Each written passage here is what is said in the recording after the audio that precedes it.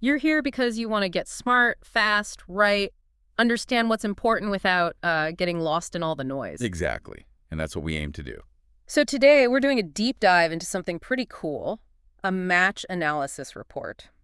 It's generated by SmartBet AI, and it's looking at the Premier League game, Bournemouth versus Manchester United. That's coming up April 27th, 2025.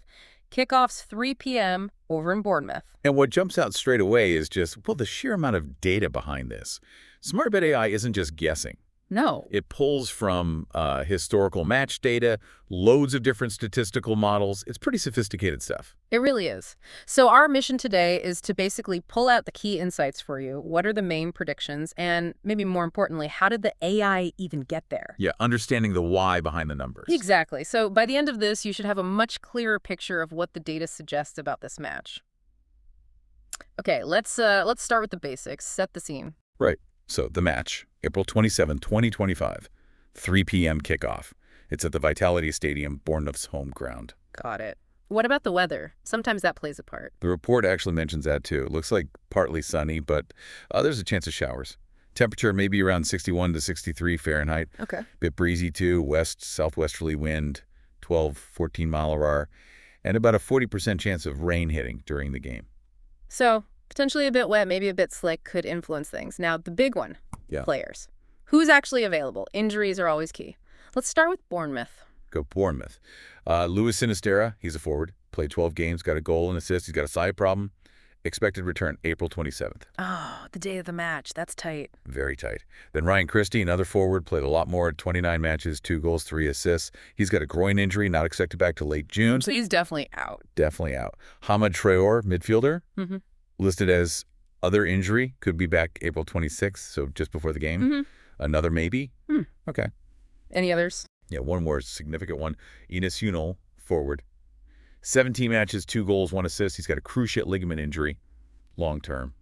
Not back until October, probably. Ouch. So potentially missing Sinisterra, definitely Christie, maybe Traore, definitely Unal. That's quite a few attacking options, potentially limited. It certainly could hamper them up front, yeah. Depends hugely on Sinisterra and Traore making it back in time. Right.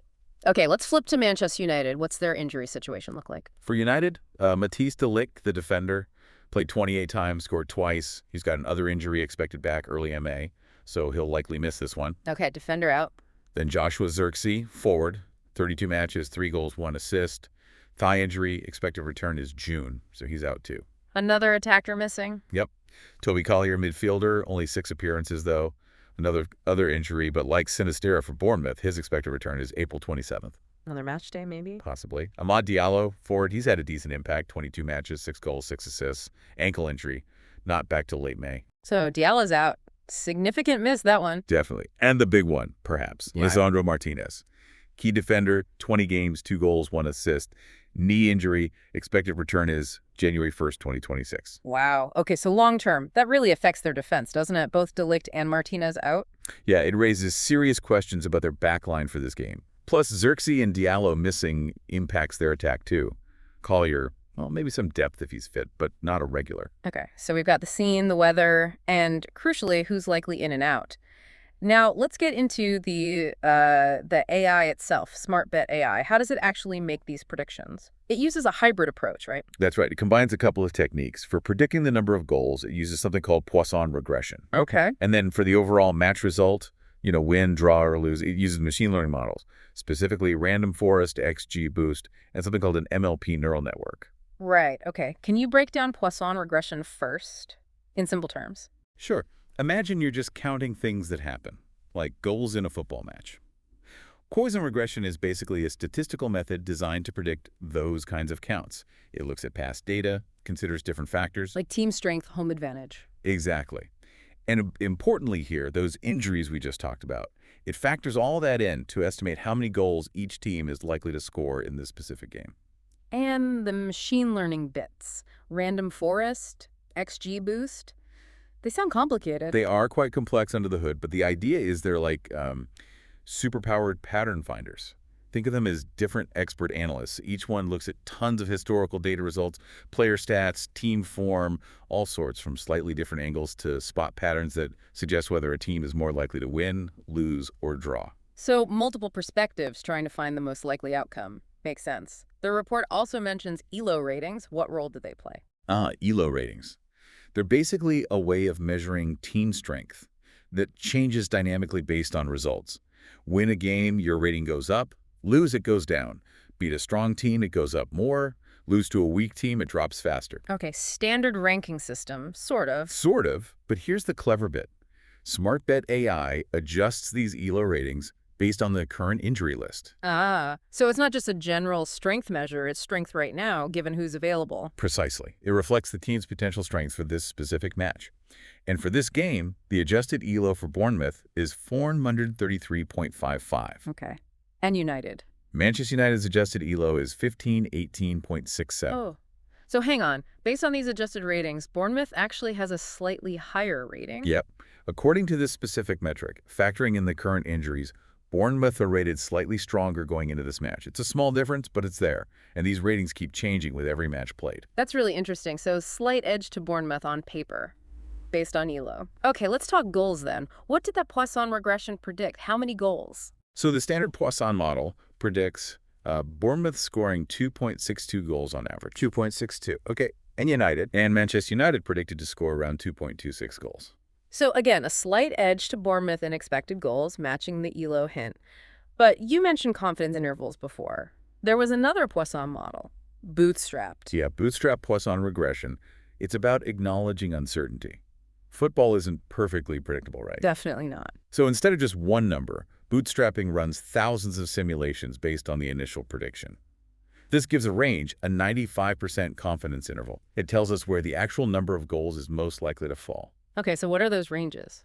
For Bournemouth, the prediction is slightly adjusted to 2.52 goals, but the 95% confidence interval is, well, quite wide, 0.0 up to 6.0 goals. 0 to 6, that's a big range. It is. And for Manchester United, the prediction is 2.15 goals, with the same confidence interval, 0 to 6 goals. So the AI is basically saying our best guess is around 2.5 for Bournemouth, 2.1 for United, but honestly, we're 95% sure they'll each score somewhere between none and 6. Pretty much. Yeah. It highlights that while we can estimate averages, the actual outcome on the day could vary a lot. A 0-0-0 is possible within that range, so is a 4-3. Right, captures the inherent randomness of sport. Now, those Poisson model summaries, they looked at what factors were actually driving those predictions. What stood out? Yeah, this was fascinating. It shows which inputs the model found statistically significant, meaning they have a strong relationship with the predicted goals. Yeah. For Bournemouth, the home team, Yes. the market probability of a home win, basically, what the betting odds implied, and the market probability of both teams to score, BTTS. Those were significant positive predictors. If the market thinks Bournemouth will win and both teams will score, the model predicts more Bournemouth goals. Okay, that makes intuitive sense. What else? Here's the interesting bit. Bournemouth's own home, expected goals, or XG, a measure of the quality of chances they create, actually had a significant negative correlation with predicted goals in this model. Negative. How does that work? You create better chances, you score fewer goals. It sounds counterintuitive, I know. Yeah. But it might suggest that for this specific model setup, maybe high XG games for Bournemouth historically haven't always translated into high scores, or perhaps the market odds, which were positive predictors, are capturing something more immediate about their current finishing form, or United's perceived defensive weakness that outweighs their raw chance creation stats. It suggests the market feeling is a very strong driver here. Huh. So market sentiment seems really key for Bournemouth's predicted goal count here. What about from Manchester United playing away? For United, quite a few things were significant. Market probability of an away win, their historical away goals scored, GF, market odds on over 2.5 goals, market odds on under 2.5 goals. Wait, over and under 2.5, how are both significant? It seems odd, but it likely means the model is picking up signals from both ends of the market pricing. Perhaps sharp odds movements on either side are informative. Also significant were the market probability of BTTS and United's away ELO rating. So lots of market factors again, plus their actual scoring record and their adjusted strength rating. What about their XG? Similar to Bournemouth, United's away XG and also their recent away form had a near significant negative correlation. Not quite as strong as Bournemouth's, but still leaning that way. So for both teams, it seems like the market's view and general scoring ability rating are maybe stronger predictors in the specific AI setup than their recent chance creation stats alone. Very interesting. It really is. It shows how different factors can weigh differently depending on the model. Okay, so that covers the goals side. Let's move to the actual result. Win, lose, or draw. What did those machine learning models, the random forest, XGBoost, the neural network predict? Right. These models look at the bigger picture to predict the final outcome. As we said, like different analysts weighing up all the evidence. And what was their verdict for Bournemouth versus Man United? Well, this is where it gets quite definitive, at least from these models. All three of them, Random Forest, XGBoost, and the MLP neural network, they all independently predicted a win for Bournemouth. All three. A clean sweep for a Bournemouth win. Yep. A strong consensus from the machine learning side of the analysis. Wow. Okay. But there was another piece of the puzzle, right? The Monte Carlo simulation. How does that fit in? What did it say? Exactly. So the Monte Carlo simulation takes those goal predictions we talked about earlier, the 2.52 for Bournemouth, 2.15 for United, and essentially plays the match out virtually thousands and thousands of times, 10,000 times in this case. 10,000 simulated matches. Okay. Yeah. Based on the probabilities of each team scoring in each simulation. Then it just looks at which final scoreline occurred most often across all those simulations. It's trying to find the single most probable score. And drumroll. What was the most likely final score after 10,000 simulations? The Monte Carlo simulation landed on a draw. Specifically, Bournemouth 2, Manchester United 2. A 2-2 draw. So the three machine learning models all say Bournemouth win. But the massive simulation based on goal probabilities points to a score draw. That's conflicting. It is, and it perfectly illustrates the different ways these analyses work. The ML models are pattern matching across broader features to pick a winner. The Monte Carlo is driven purely by the expected goal rates and their distributions. And because both teams had reasonably high expected goal rates. Exactly. When both teams are predicted to score over 2 goals, a score draw like 2-2 becomes a statistically quite likely outcome when you simulate it many times. Okay, that makes sense why they differ. It's a great reminder, isn't it, that these are tools providing different angles, not crystal balls. Absolutely. And that leads nicely into the disclaimer included in the report, which is really important. Yes, definitely worth repeating. What's the gist? The core message is, this is for information and entertainment only. These are predictions based on data. They aren't guarantees. It's explicitly not financial or betting advice. Crucial point. And it stresses responsible gambling. Only bet what you can afford, know the risks, seek help if needed, plus the legal bit. They aren't a bookmaker, don't encourage betting, and users need to follow their local laws. Very important context. Okay, so let's try and wrap this up for everyone listening. What are the main things to take away from this SmartBet AI deep dive? Well, we've seen Bournemouth have that slight edge in the injury-adjusted ELO ratings. Then you have a strong consensus from the three machine learning models, Random Forest, XGBoost, MLPNN, all pointing towards a Bournemouth home win. But the Monte Carlo simulation, focusing purely on the goal probabilities, suggests the most likely single scoreline is actually a 2-2 draw. And the underlying goal predictions suggest it could be quite an open, high-scoring game, given the confidence intervals. So the picture is complex, a potentially close game, maybe goals in it. Bournemouth looks slight favorites through some lenses, but a draw is very much on the cards according to other methods. That sums it up well. You've got the team strength hint from ELO, the ML models favoring the home side, but the simulation suggesting honors even, possibly with plenty of goals. We've factored in the injuries, the ratings, the different prediction types. Lots to digest. Definitely. Different angles, different potential outcomes highlighted.